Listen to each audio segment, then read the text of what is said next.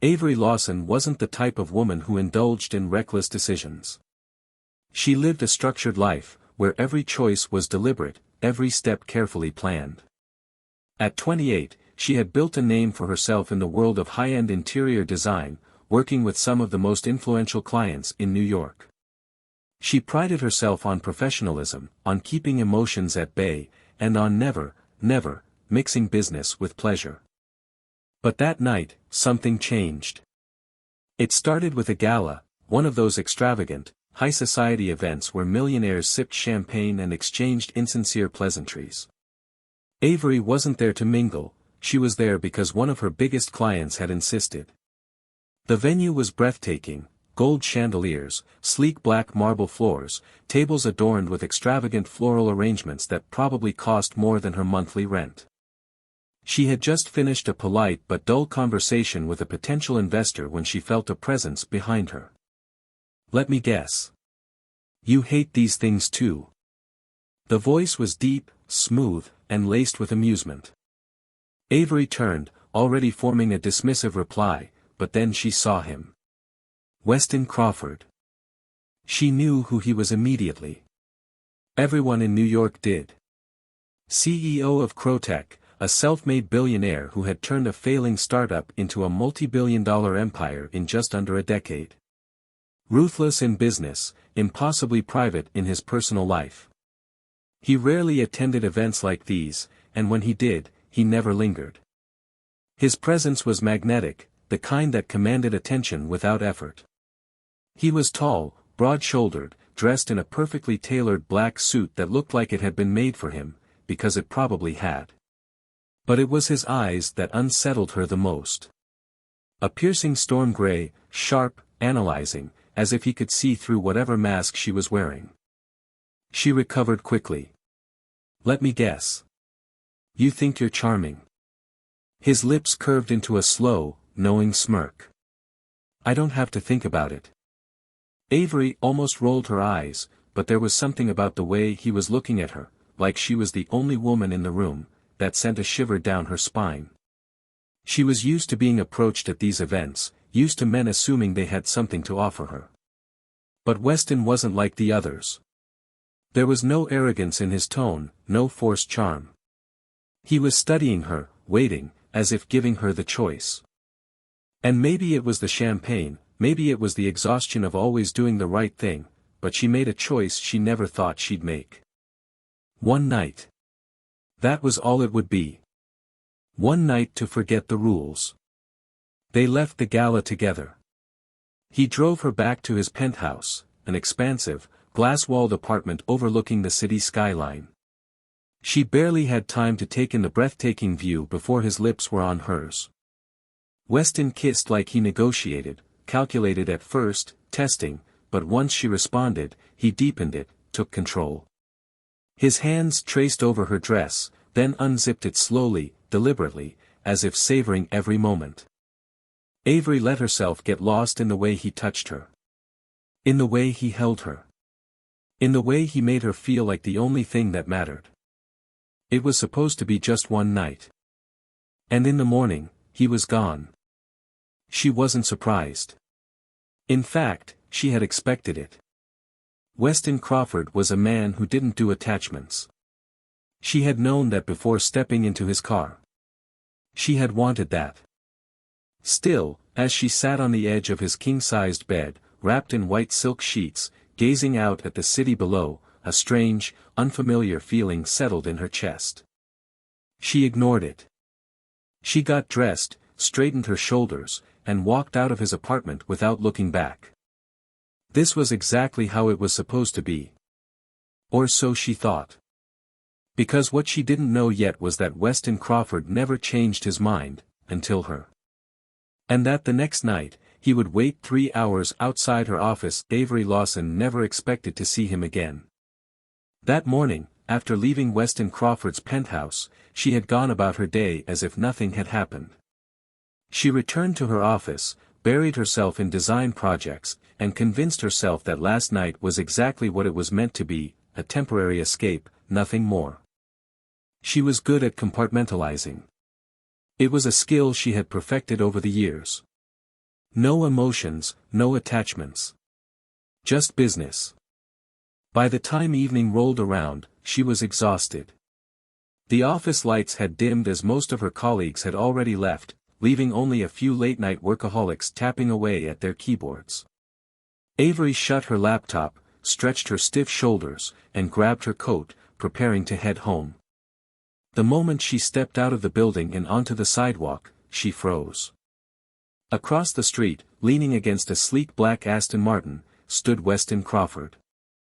Her pulse jumped, but she forced herself to remain composed. The city traffic moved in sluggish waves, and the neon lights of Manhattan reflected in the dark glass of his car.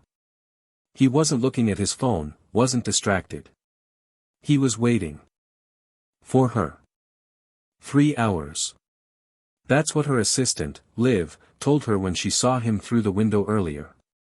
Your mystery man has been standing out there since 7 p.m., Liv had whispered, peering through the blinds. That's either hot or creepy. You decide. Avery had laughed it off at the time, dismissing it as a coincidence. But now, standing there, staring at him across the street, she felt something unfamiliar grip her chest. Why is he here? She took a slow breath and crossed the street, stopping just a few feet away. Are you lost? She asked coolly, tilting her head. Weston's lips twitched slightly at her sarcasm. He looked as put together as always, dark gray coat over his crisp white shirt, sleeves slightly pushed up, exposing the veins on his forearms. He had a presence that was impossible to ignore, an air of quiet dominance that made people take notice without him even trying. But it was his eyes that threw her off. He wasn't playing games. There was no arrogance, no smug amusement. He looked unreadable. And that made her nervous. Not lost, he said, his voice calm, steady. Waiting.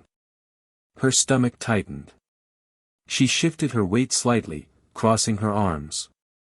For 3 hours. He exhaled, as if debating how much he wanted to say. I wasn't sure if I should be here. That made her pause. She hadn't expected hesitation from him. Weston Crawford wasn't a man who second-guessed himself. And yet, here you are, she said, arching an eyebrow. A slow nod. Here I am. Silence stretched between them, the city buzzing around them in the background. Avery wasn't sure what he wanted from her. Last night had been one night, that was the deal. She didn't do second encounters, and neither did he. Why are you here, Weston? She finally asked. His jaw tensed slightly. I changed my mind. Her breath caught. She hadn't been expecting that answer. You don't seem like the kind of man who changes his mind, she said, keeping her voice even. A ghost of a smile flickered on his lips. I'm not. But you make things complicated. That threw her completely off balance. Avery prided herself on being predictable, on never causing complications for anyone. She lived her life with precision, avoiding unnecessary entanglements. And yet, here was Weston Crawford, a man who had everything, standing in front of her, admitting she had done something to him that he hadn't expected. She should have walked away. She should have told him goodbye. But instead, she did something she never thought she would do. Come with me, she said softly. His eyes darkened slightly, searching hers for a moment, and then, without hesitation, he nodded. And just like that, everything changed. Avery didn't know why she had invited him. The words had left her lips before she could stop them, before her logical mind could override whatever reckless impulse had taken hold of her. But now, as they walked in silence down the bustling Manhattan streets, the weight of her decision pressed down on her. She could feel the presence of Weston Crawford beside her, solid, unwavering, too damn close, and it was doing things to her that she didn't want to acknowledge. She should have said goodbye. She should have left him standing next to his expensive car, waiting for something that would never happen. But she hadn't. And now she had to figure out what the hell came next. Where are we going? His voice was steady, unreadable. Avery glanced at him, trying to gauge if he was amused, impatient, or simply curious. His face gave away nothing. "Somewhere quiet," she answered vaguely. She wasn't sure if it was a lie. They turned a corner, stepping into a quieter side street, the glow of streetlights casting elongated shadows along the pavement. The air smelled of the lingering scent of rain, crisp and clean, mingling with the distant aroma of coffee from a late-night cafe a few doors down. Avery led them inside. The cafe was small, cozy, and mercifully empty, except for the barista behind the counter, who barely looked up from his phone. Dim lighting, dark wooden furniture, and the faint hum of jazz playing in the background made it feel almost intimate. Weston held the door open for her before following her in. Unnecessary, but maddeningly effortless. They slid into a booth near the window, and Avery watched him as he shrugged off his coat, revealing the crisp, tailored perfection of his shirt underneath. His sleeves were still pushed up slightly, showcasing the defined lines of his forearms, and for a brief, ridiculous moment, she hated how much she noticed. She needed to get control of herself. A waitress approached, looking mildly surprised to see customers this late. "What can I get you?" "Black coffee," Weston said, his voice smooth and firm, as if he had already calculated every decision before he walked in. Avery hesitated, then ordered the same. As the waitress disappeared, she folded her hands on the table, studying him. "So," she said, keeping her tone carefully neutral. "You changed your mind." Weston didn't blink. "I did." She exhaled, leaning back slightly. "And what exactly made you do that?"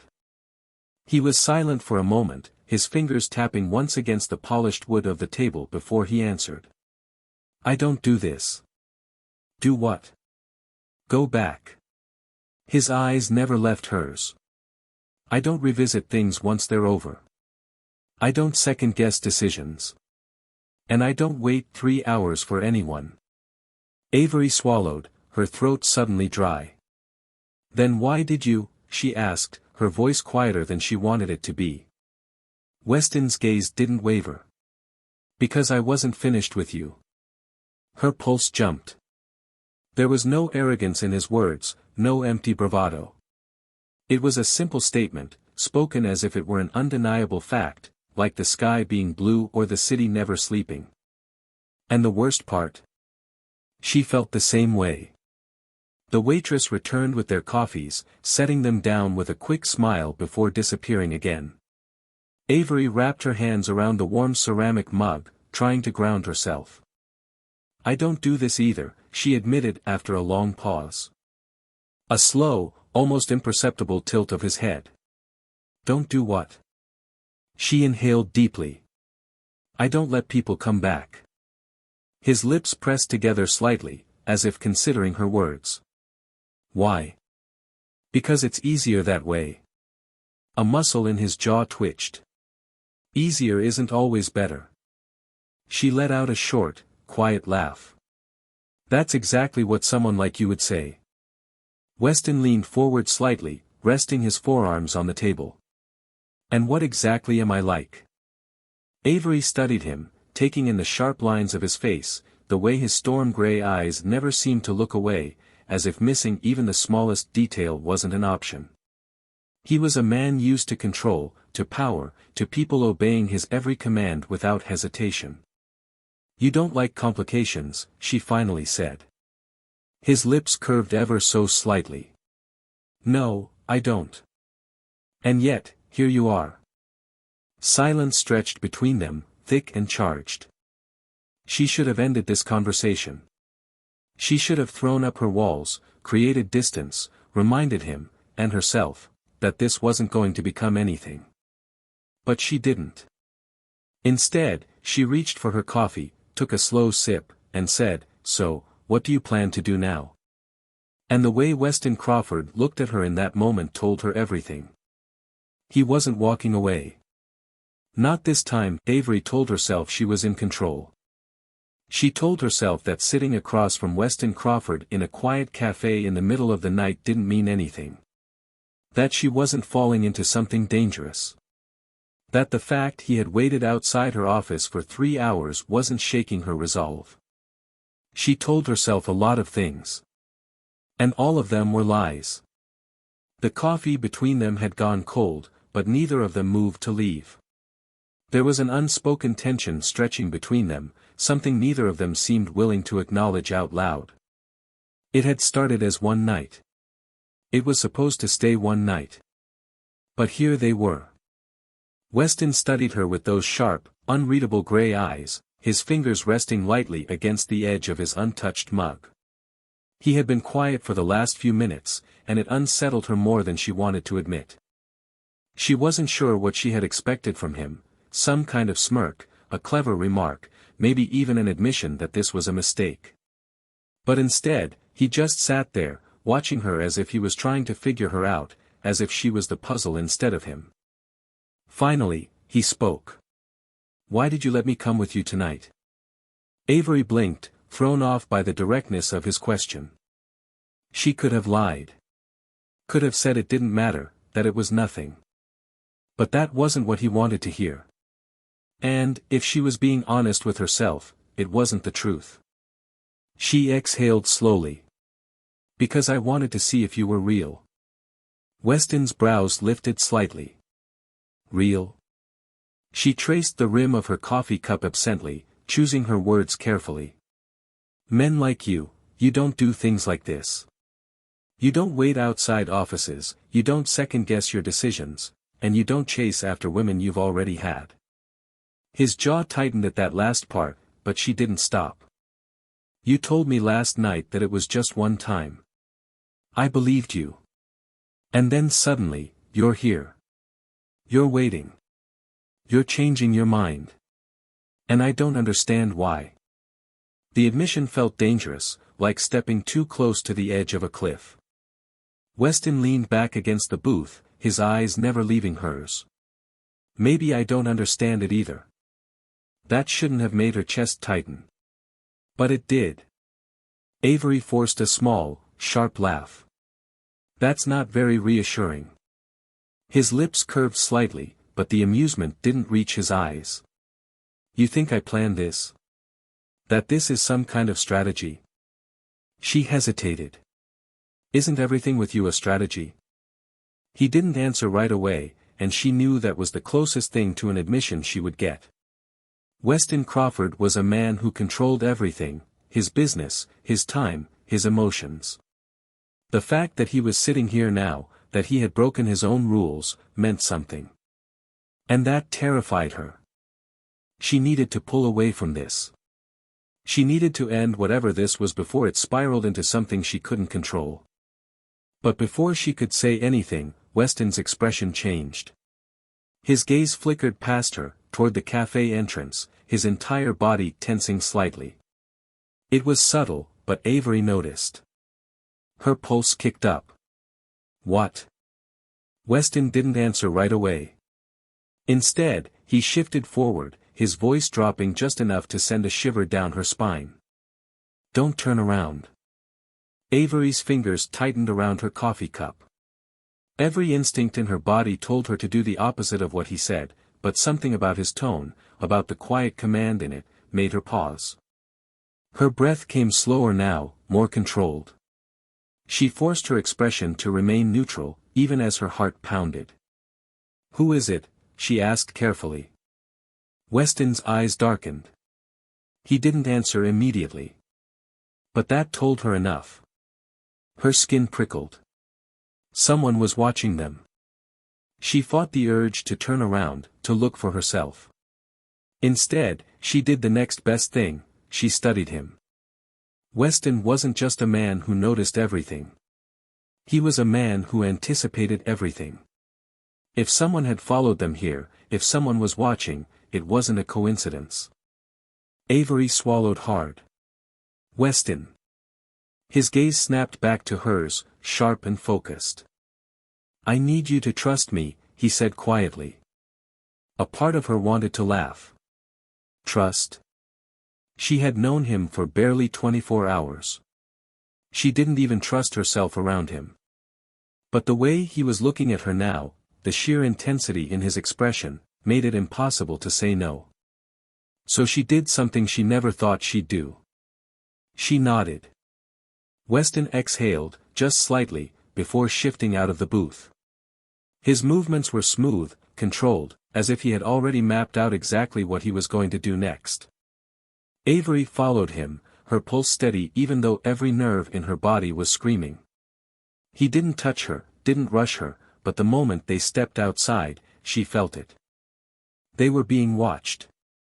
Weston must have felt it too, because his hand came to rest lightly against the small of her back, not possessive, not forceful, just there. Guiding. Protecting. Avery resisted the urge to shiver. She glanced up at him. "Tell me the truth." Weston's jaw clenched. His expression was unreadable, but his next words sent ice down her spine. "This isn't about you, Avery. It's about me." Her stomach dropped. She had been right. Weston wasn't supposed to come back into her life. But now that he had, someone was making sure he wouldn't stay. Avery's pulse thundered in her ears as she walked beside Weston, the cold air pressing against her skin like an invisible force. Every step felt heavier, as if she had stepped into something far bigger than she could comprehend. This wasn't just about a second night. It wasn't just about him changing his mind. Someone was watching them. Someone was watching him. And the way Weston moved, the controlled, deliberate pace, the way his eyes subtly scanned their surroundings, told her that he wasn't just aware of it. He had expected it. A chill settled in her bones. She had never been the kind of person who chased after danger. She liked things structured, predictable, safe. She didn't involve herself in things she didn't understand. But now, she had the sinking feeling she had just become involved in something without even realizing it. "Weston." Her voice was quiet, but firm. "Tell me what's going on." He didn't answer immediately. His fingers flexed at his side, and she realized he was debating how much to tell her. That pissed her off. Avery abruptly stopped walking. Weston took another step before realizing she wasn't beside him anymore. He turned back to her, his gaze unreadable. "You're not saying a damn thing, and I'm supposed to just follow you blindly," she snapped, keeping her voice low, though the street was empty. A muscle in his jaw ticked. "I told you, this isn't about you." She let out a short, humorless laugh. "That's bullshit. If it wasn't about me, you wouldn't have been standing outside my office for 3 hours. If it wasn't about me, someone wouldn't have been watching us in that cafe."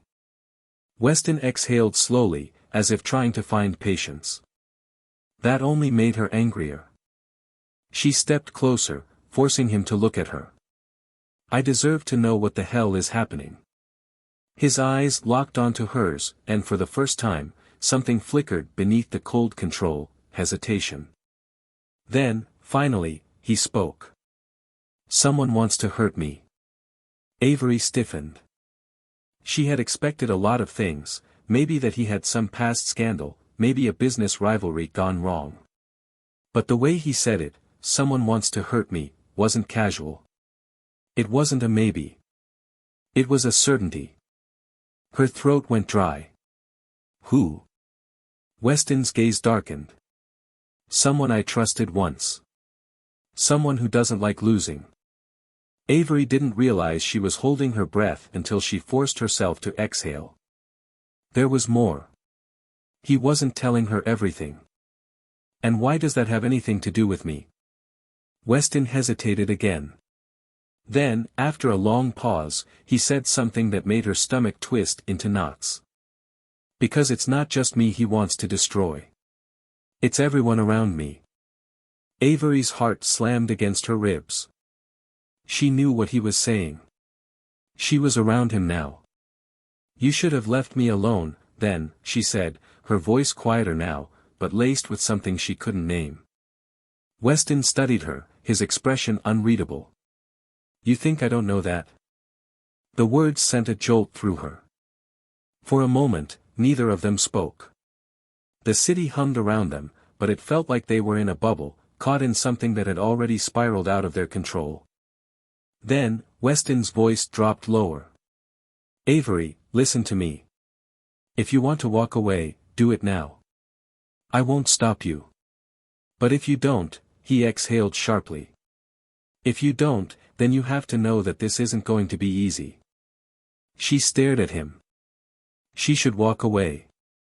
She should run. This was the moment. The moment she could turn back, erase whatever had happened between them, pretend none of this was real. But something about the way Weston was looking at her, like he was giving her a choice he never gave to anyone else, made her pause. She wasn't stupid. She knew that stepping into this meant stepping into his world. A world of power, of enemies, of things that weren't supposed to touch people like her. And yet, as she stood there, staring into the storm that was Weston Crawford, she realized something terrifying. She wasn't sure she wanted to walk away. Her voice came out softer than she expected. "Who is it?" Weston didn't answer immediately. Then, finally, he spoke. "Reed Coulson." Avery froze.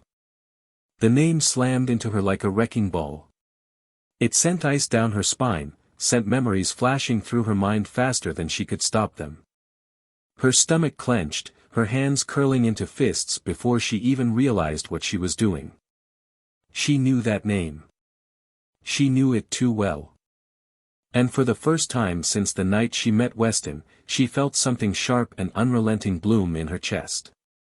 This wasn't just about him anymore. This was about her, too. Avery's world tilted on its axis. She had prepared herself for a lot of things. That Weston had enemies. That whatever was happening around him was dangerous. That she shouldn't be anywhere near it. But Reed Coulson? That was something she never saw coming. Her breath felt trapped in her chest as she stared at Weston, waiting, praying, that he would say she had misheard him. But his expression remained the same. Cold. Calculating. Watching her too closely. The way he said Reed's name, like he was something lethal, something capable of destruction, made her blood run cold. Because she knew firsthand that he was. Avery took an unsteady step back, barely feeling the ground beneath her feet. The city around them blurred, the distant honking of taxis and the hum of streetlights becoming nothing more than white noise. Weston didn't move. He just let her process it. She swallowed hard, her throat dry. "What does Reed have to do with you?" Weston's jaw tightened. "A better question is, what does he have to do with you?" Avery's stomach twisted painfully. She didn't want to answer that question. But Weston wasn't letting her go anywhere until she did. His voice was steady, but there was a new sharpness to it now. "You know him." It wasn't a question. It was a statement. A fact. Avery's hands clenched at her sides. She hated how transparent she had been, how easy it had been for him to see it. She turned away, running a hand through her hair as she exhaled sharply. It was a long time ago. Weston stayed quiet, waiting for her to keep going. She could feel his gaze on her back, heavy and unrelenting, and she hated that she suddenly felt exposed. But the worst part? She had no choice but to tell him. Because if Reed Coulson was involved in whatever was happening to Weston, if he was the one pulling the strings, then this wasn't just Weston's war. It was hers, too. She turned back to face him, crossing her arms tightly over her chest. "We were together. Years ago." Weston's expression didn't change, but something in his posture shifted slightly. Avery forced herself to keep her voice even, as if she wasn't unraveling inside. "It was serious. At least, I thought it was. But Reed, he's not the kind of person you truly know. He's the kind of person who lets you believe you do. Until you realize." She stopped, her breath hitching slightly. "Until you realize he's been playing you the entire time." Weston's gaze darkened. What did he do? Avery let out a humorless laugh, shaking her head. I don't even know where to start. He was brilliant. Charismatic. He could walk into a room and make everyone believe he was exactly what they wanted him to be. But underneath it all, he was a liar. A manipulator. He was always looking for the next way to get ahead, no matter who he had to step on to do it. She hesitated, then added quietly, including me. Weston's jaw flexed, and for the first time, she saw real anger in his expression. Not irritation. Not frustration. But something deeper. Something sharper. Something dangerous. Avery wasn't sure why, but she felt the sudden need to reach for him. To grab his wrist. To make sure he was still here, still listening, still in control. Because whatever Weston knew about Reed, it was bad. She could feel it. Weston's voice was lower when he finally spoke. He stole from me. Betrayed me. And now, he's trying to destroy everything I built. Avery inhaled sharply. Of course. Of course he was. Because that's what Reed did. She should have known that whatever he was up to, it would be something massive. Something that could ruin lives, something that would tear people apart from the inside out. And now she was right in the middle of it. Again. Weston studied her carefully, as if calculating his next move. When was the last time you saw him? Avery forced herself to think back. Over a year ago. And even then, it wasn't planned. She exhaled sharply. He just appeared. Like he always does. Like a ghost you think you've outrun, until he reminds you that you never had a chance of escaping him in the first place.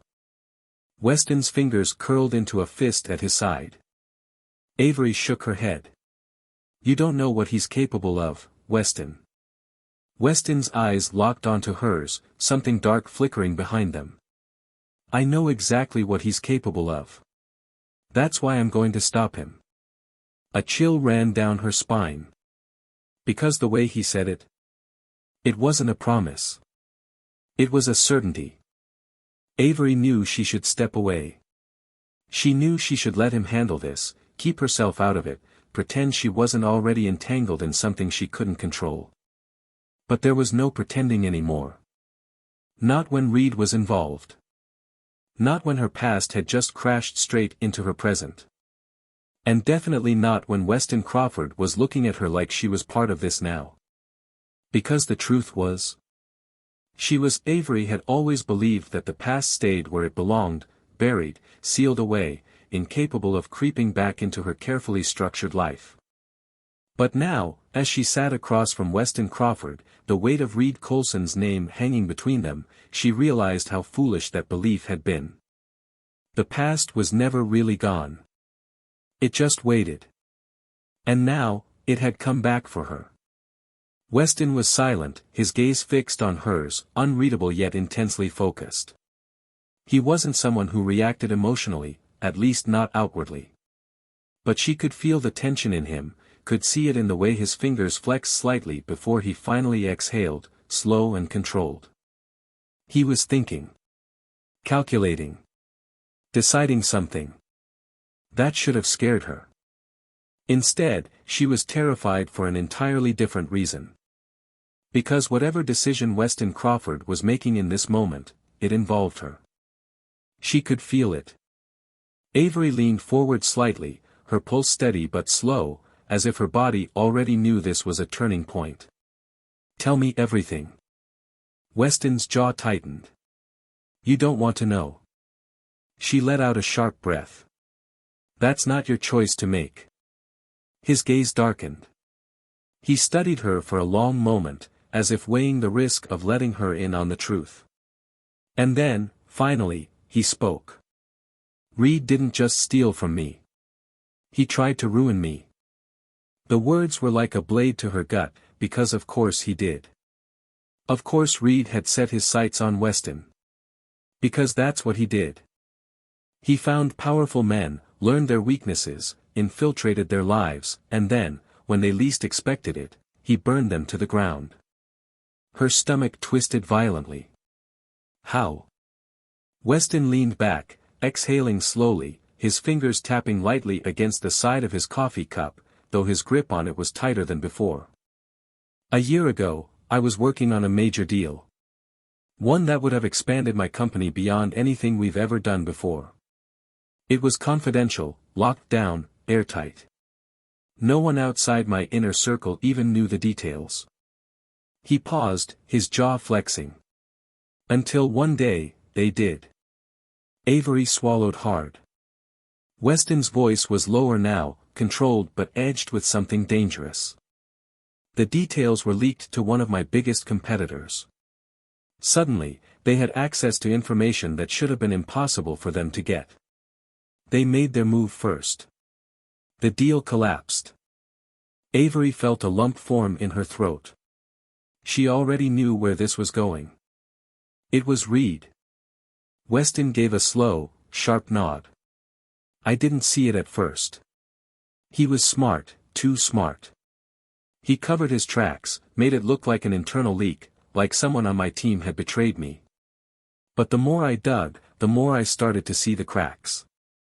And then I found the missing piece. His expression hardened. Reed was behind it. He had been working with my competitor for months, feeding them just enough information to stay ahead. He used everything, manipulation, lies, people inside my company who had no idea what he was playing them for. Avery's stomach churned. She could picture it perfectly. Reed had always been good at weaving himself into people's lives, making them trust him, making them feel special, only to gut them when they least expected it. She had been one of them once. Weston exhaled, but there was no relief in it. Only quiet, simmering anger. By the time I realized it, the damage had already been done. I stopped him from taking more, but not before he cost me millions. Not before he nearly destroyed people I trusted. Avery pressed her fingers to her temple, trying to block out the pounding headache forming there. Reed had done a lot of terrible things in his life. She had seen him play people, manipulate them, pull their strings like puppets. But this? This was a different level of destruction. She closed her eyes for a brief second before forcing herself to look at Weston again. Why didn't you go after him? Weston let out a quiet laugh, but there was no humor in it. Only something cold. Oh, I did. Avery blinked, her heart skipping slightly. Weston's fingers curled into a fist against the table. He went underground. He disappeared before I could get my hands on him. No trace. No leads. Nothing. Her throat tightened. That sounded exactly like Reed. Weston's eyes locked onto hers. Until now. Avery's breath hitched. What? His expression was unreadable. He's back. A shiver ran down her spine. Weston leaned forward slightly. I don't know why. I don't know what he wants this time. But I know one thing for sure, he's not done. Avery's chest tightened painfully. If Reed was back, it meant one thing. He had unfinished business. And Weston Crawford was clearly at the top of his list. She exhaled shakily, trying to steady herself. So what happens now? Weston's expression was hard, determined. Now. I find him first. Avery hesitated. She should have felt relieved that Weston was handling this, that she could step back and let him deal with the man who had already wrecked too many lives. But she didn't. Because the way Weston looked at her. Like she was already involved. Like she was already part of this now. And deep down, she knew, she was. Reed wasn't just Weston's problem. He was hers, too. And no matter how much she wanted to pretend she could walk away. She wasn't going anywhere. Avery knew she should have walked away. She knew that stepping into Weston Crawford's world meant stepping into danger, into something she couldn't predict or control. She had spent years rebuilding herself, constructing a life where people like Reed Coulson couldn't touch her anymore. But the past had a way of finding you, no matter how fast you ran. And this time, she wasn't running. She was facing it. Weston stood across from her in his apartment, the city lights casting sharp shadows across his face. His penthouse was modern, expensive, and yet strangely impersonal, like a place meant to be lived in, but never felt. Much like the man himself. He had let her in, let her see more of him than he probably allowed anyone else. But there were still walls. Still barriers. And she wasn't sure if she was about to break through them, or crash against them. She swallowed hard, trying to steady herself. What's the plan? Weston's gaze flickered over her face, as if searching for something. You're staying out of it. Avery let out a short, bitter laugh. Yeah, that's not happening. His jaw tightened. Avery. Don't Avery me. This isn't just your fight anymore. She crossed her arms, standing her ground. You said it yourself, Reed goes after the people around you. Well, guess what? I'm around you now. So pretending like I can walk away from this isn't just insulting, it's ridiculous. Weston's expression darkened. He took a slow step toward her, the air between them shifting, something crackling intense. You don't know what he's capable of. His voice was lower now, edged with something dangerous. Avery lifted her chin.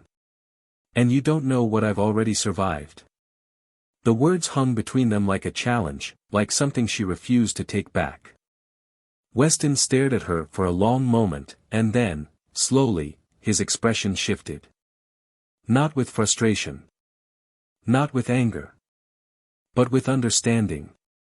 She wasn't afraid. She wasn't going to be another one of his untouchable assets, someone he kept at a safe distance. She was in this, whether he liked it or not.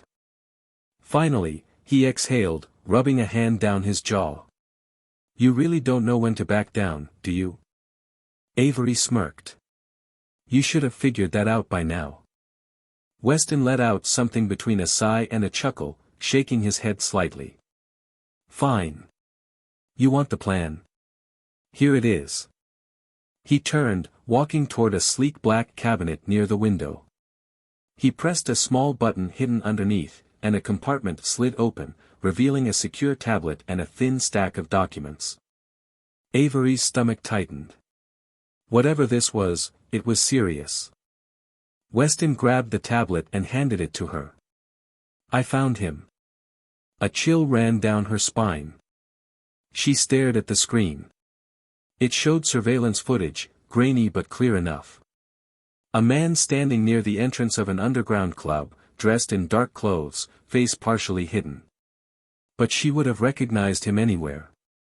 Reed. Her fingers tightened around the tablet. Where? Weston's expression was unreadable. London. He's moving, but I have people tracking him. He thinks he's untouchable, but he's not. Avery's breath came slower now, more controlled. So, what's next? Weston hesitated. She could see the thoughts racing behind his gaze, the calculation, the hesitation. But she already knew what he was going to say. I go after him. Her stomach clenched. She knew this was what had to happen. That Weston wouldn't let this go until Reed was dealt with. But the idea of him facing Reed alone. That didn't sit right with her. She took a step forward. Then I'm going with you. Weston's head snapped up. No. Yes. Avery. I don't care how dangerous it is. You're not doing this alone. He let out a quiet breath, closing his eyes briefly, as if reining in his frustration. When he opened them again, his gaze was steady. This isn't about protecting me, is it? He said quietly. It's about revenge. Avery's chest tightened. She wanted to say no. She wanted to tell him that this was about helping him, that it had nothing to do with her past. But that was a lie. She hated Reed for what he had done. For what he had taken from her. For making her feel like she had no power, no choice, no way out. But now. Now, she had a choice. And she wasn't going to let him win. Her voice was steady when she spoke. Maybe it's both. But I'm still going. Weston studied her for a long time, the silence between them stretching. And then, finally, something in him gave. His shoulders relaxed, just slightly. The steel in his gaze softened, just a fraction. He wasn't pushing her away anymore. All right, then. We leave tomorrow. Avery exhaled, something settling in her chest. She had no idea what was waiting for them on the other side of the ocean. No idea if they would come back unscathed. But she did know one thing. Weston wasn't just someone she had spent one night with anymore. He wasn't just the CEO who had changed his mind. He was something else entirely. And as much as she wanted to fight it, she knew she was falling for him. Dangerous or not, there was no turning back now.